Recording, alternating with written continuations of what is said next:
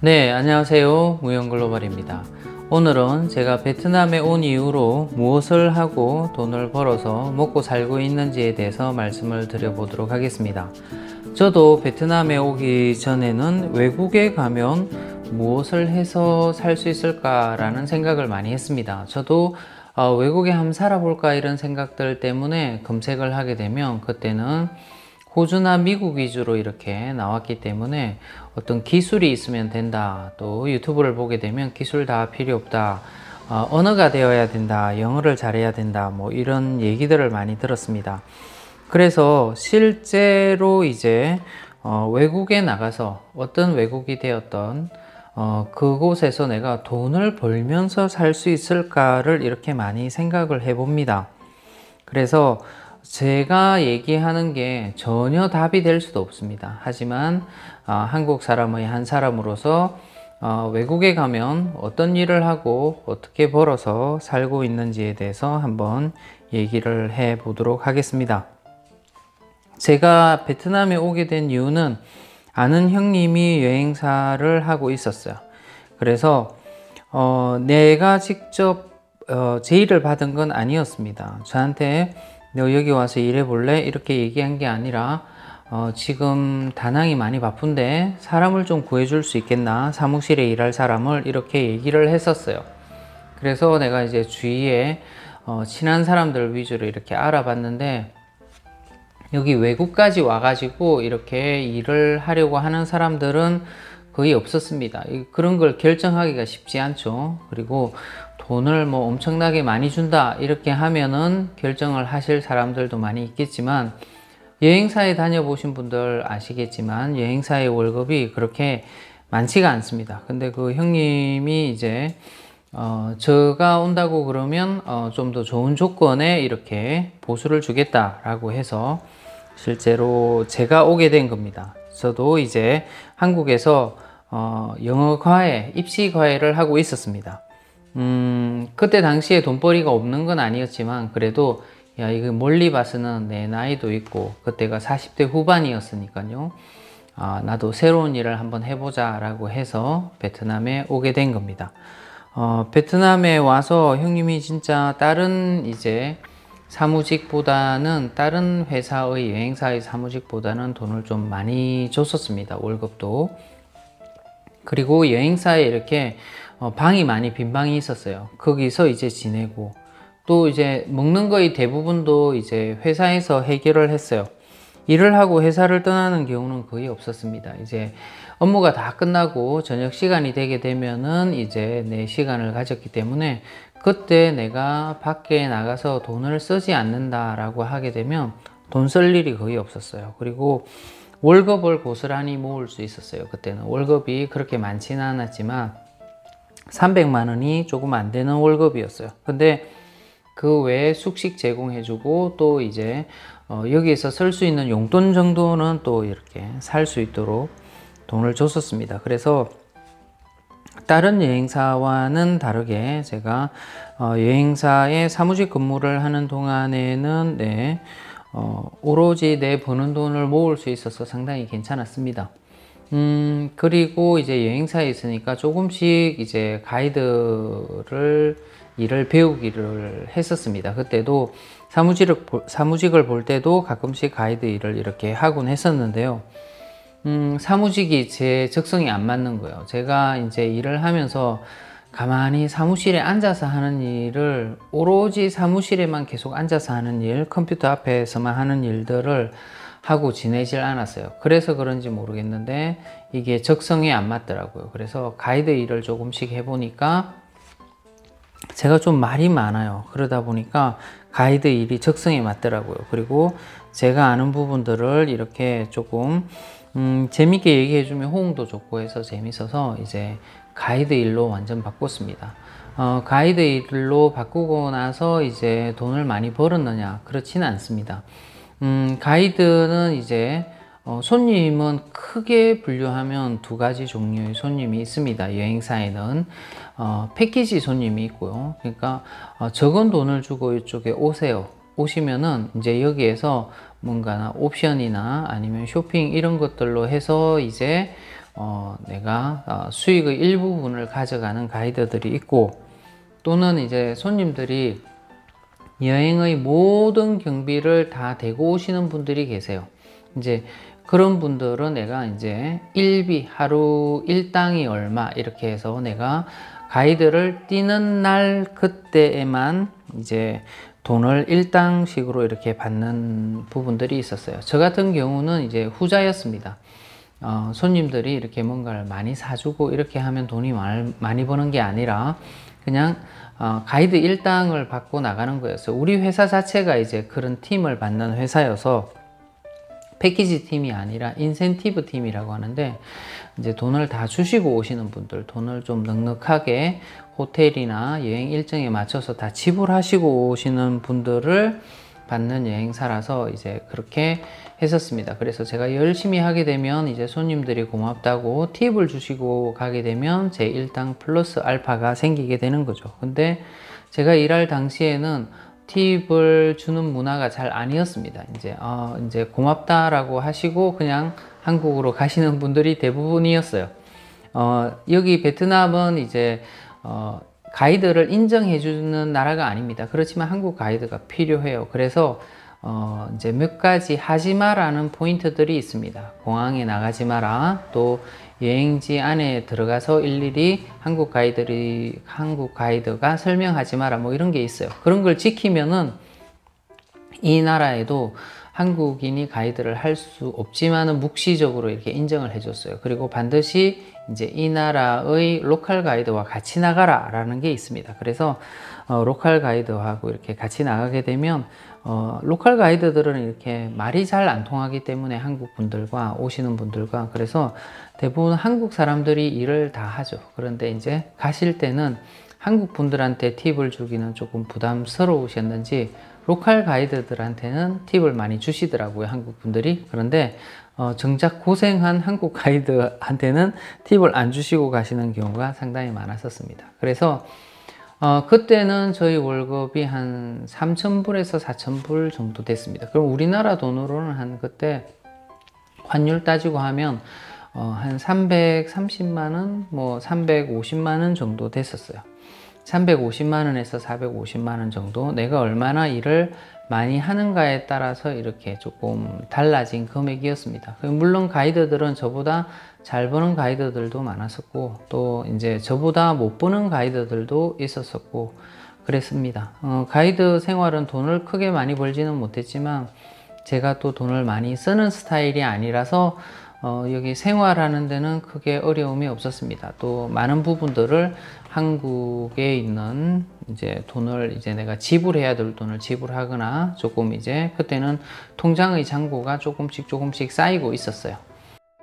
네, 그리고 나서 코로나가 터져서 이제 더 이상 가이드를 할 수 없게 되었습니다. 그래서 한참 동안 일을 안 하고 있었고요. 그런데 그 와중에 우리나라의 화장품 회사가 일로 진출을 했었습니다. 그때 이제 다단계 회사죠. 그러니까 다단계 네트워크 회사입니다. 옛날에 제가 아주 어렸을 때는 아니네요. 30대 전후해서 아메이를 해본 적이 있어서 대강 이제 뭐 긍정적인 시선, 부정적인 시선도 아니었습니다. 그래서 여기에 진출한다, 한국 기업이 처음이었어요. 베트남에 이런 화장품 회사가, 화장품의 네트워크 회사가 이렇게 들어온 건 처음이라서 설명을 들어보니까 괜찮더라고요. 그래서 그때 이제 조금 일을 했었습니다. 일을 할 때 이제 이렇게 냉정하게 플러스 마이너스를 따지게 되면은 돈을 더 많이 썼죠. 하지만 이제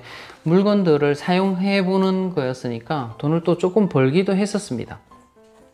내가 우리 베트남 친구들을 잘 만나서 그 친구들이 또 열심히 해서 조직이 많이 생기기도 했는데, 다낭은 이제 상대적으로 부자들이 좀 적은 도시입니다. 그렇다 보니까 생각처럼 그렇게 잘 되지는 않더라고요. 그래서 코로나를 몇 번 이제 1차, 2차 이 봉쇄를 맞다 보니까 자연스럽게 이제 다낭에는 경제가 많이 어려워지고, 다낭이 특히 이제 코로나로 이제 1, 2차 봉쇄까지는 정말 많이 힘들었습니다. 그러다 보니까 거의 조직이 없어지더라고요. 그래서 이제 그것도 자연스럽게 이제 그만두게 된 겁니다.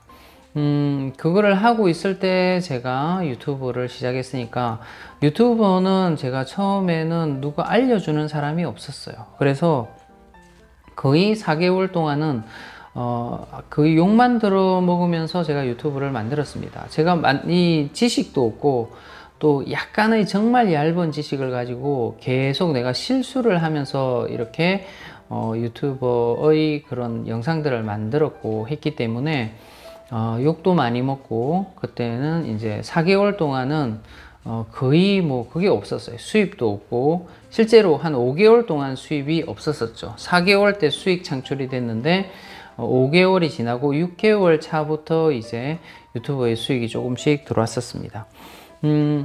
유튜버는 하면서는 이제 내가 운이 많이 좋았습니다. 가만히 돌아보니까 난 내가 잘한 줄 알았는데 그게 아니라 제가 시기를 잘 탔던 것 같아요. 지금은 이제 베트남에 유튜버 하시는 분들 상당히 많습니다. 제가 시작할 때만 하더라도 유튜버 하시는 분들이 몇몇 분밖에 안 계셨어요. 그래서 유튜브를 하게 되면 베트남을 검색하거나 다낭을 검색하게 되면 쉽게 우리가 처음 시작하는 스타트의 유튜버인데도 노출이 조금 더 쉽게 되었던 것 같았습니다. 그래서 그때 이후로 제가 유튜브를 쭉 하면서 한 7개월 차 되니까 제 생활비를 벌더라고요. 그때 당시에만. 그리고 8개월, 9개월 이렇게 1년 정도까지 제가 혼자 했었죠. 가끔씩 이제 직원을 쓰기도 했지만 혼자 하면서 하니까 여기에 이제 생활비도 되고 한국에서 고정비로 들어가는 것을 지출을 하고 나서도 이제 조금의 돈이 이렇게 저축이 되었습니다. 그래서 제가 한 2개월 전에, 2개월이 이제 조금 넘었네요. 한 2개월 반 전에 이제 사무실을 오픈을 하고 직원을 쓰고 현재 이렇게 하고 있는데요. 많은 분들이 그렇게 물어보세요. 아니, 어떻게 유튜브 수익으로 4명의 직원을 데리고 또 사무실도 이렇게 차려가지고 다른 사업도 안 하는 것 같은데 손해보지 않느냐, 손해보면은 당장 그만둬라 이 짓을, 이렇게 말하시는 분들, 걱정해 주시는 분들이죠. 네. 그런데 이제 손해는 보고 있지 않습니다. 제가 직원 월급 주고 사무실 이거 주고 또 여기서 쓰는 비용 쓰고 또 한국에서 나가는 고정비 지출하고 나서도 조금이 남습니다. 많이 남지는 않더라고요. 조금이 남기 때문에 이게 통장의 잔고가 정말 미세하게 조금씩 매달 지나면 늘고 있습니다. 그래서 걱정하시는 분들 계시다면 걱정 안 하셔도 됩니다. 제가 여기에 제가 지출하는 돈을 쓰면서도 조금씩 모이고 있으니까. 근데 뭐 유튜브 지금 제 정도의 규모의 큰 돈이 된다라고 생각하시고 뛰어드시면 안 됩니다. 그러니까 혼자 할 때가 차라리 이제 돈은 조금 더 모였어요. 잘 생각해 보면은 지금 이렇게 사무실도 차리고 직원들도 이렇게 두고 있다 보니까 제가 실제로 들어오는 순수익은 많이 줄었습니다. 그렇지만 이게 이제 언제까지 이 코로나가 진행될지 모르겠지만 그래도 제가 인적 네트워크나 경험을 이렇게 계속 쌓아가는 거고, 또 베트남에 있으려고 하게 되면은 이런 이제 법인체가 있어야 돼요. 법인체가 없으면 아예 요즘은 이제 비자 문제로 그냥 나가게 되더라고요. 법인체가 있어도 뭐 어떻게 조사하다 보게 되면은 뭔가가 잘못되다 보면 나갈 수도 있지만은, 그래도 법인체가 없이 다른 비자로 있게 되게 되면은 약간 더 어려움을 겪을 수 있습니다. 그래서 제가 여기서 지금까지 이렇게 쭉 어떻게 해서 돈을 벌었는지를 말씀을 드렸는데요. 물론 이제 뭐 저 같은 일을 여기 오셔서 하실 게 아니기 때문에 그런 분들이 훨씬 더 적기 때문에 저희 정보가 도움이 될지는 모르겠습니다. 그리고 여기 와서 가이드 하는 법 어떻게 하느냐고 물어보는데요. 그런 따로 특별한 게 없어요. 여기 와서 사람을 사귀고 나중에 오픈이 된다라고 하게 되면 조금씩 이제 따라다니면서 배우는 거죠. 근데 나이가 많으시다라고 하게 되면 이제 일단 여행사에서 가이드로 쓰려고 하지 않습니다. 여행사가 가이드로 채용을 하지 않으면 가이드 일을 할 수 없는 거죠. 그래서 나이가 많으신 분들, 50이 넘으신 분들이 이제 처음 가이드로 시작하시겠다라고 하게 되면 대부분의 회사에서는 반기지 않습니다. 그냥 적어도 이제 40대 정도는 되어야만 그래도 한번 배워보고 해보겠다라고 하게 되면 기회를 줄 수도 있지만, 이게 또 쉬운 일이 아닙니다. 적성이 맞지 않게 되면은 남들의 여행을 이렇게 뒷바라지 해준다는 게 결코 쉬운 일이 아니기 때문에 절대 쉽게 보고 뛰어드시면 안 됩니다. 그냥 이게 적성이 맞으신 분들은 꽤 재미있는 직업이 될 수 있습니다. 근데 적성이 안 맞는 분들은 스트레스만 가득 쌓이고 돈도 못 벌고 고생만 하실 수도 있는 직업이니까 이게 선망의 직업이 절대 아닙니다. 언어가 약간 부족해도 괜찮습니다. 언어를 잘하게 되면, 베트남어를 잘하거나 영어를 잘하게 되면 물론 도움이 됩니다. 하지만 언어가 이 가이드 하는 데는 큰 장벽이 되진 않는 것 같습니다. 오히려 성격이나 나이 이런 게 훨씬 더, 나이, 성향 이런 것들이 훨씬 더 큰 영향을 미치는 것 같습니다. 이렇게 이야기를 하는 김에 제가 이제 유튜브를 하면서 직원들, 베트남 직원들을 이렇게 쓰다 보니까 생기게 되는 게 뭐냐면, 이게 나중에 인적 네트워크를 잘 만들게 되면은 나중에 많은 일들을 할 수 있겠구나 라고 생각을 하게 됩니다. 물론 이 코로나 상황이 점점 시간이 지나면 지날수록 잘 끝날 것 같지가 않습니다. 오히려 초기에 금방 끝날 거라고 생각을 했는데, 지금 생각해 보면 이게 2년을 갈지 5년을 갈지 아니면 이거 그냥 코로나와 같이 살아야 될지 사실은 잘 판단이 서지 않을 때도 많이 있습니다. 오늘은 제가 다낭에 있으면서, 베트남 다낭에 있으면서 어떻게 이제 경제적인 활동을 해서 또 돈을 벌어서 여기서 살고 있는지에 대해서 말씀을 드렸습니다.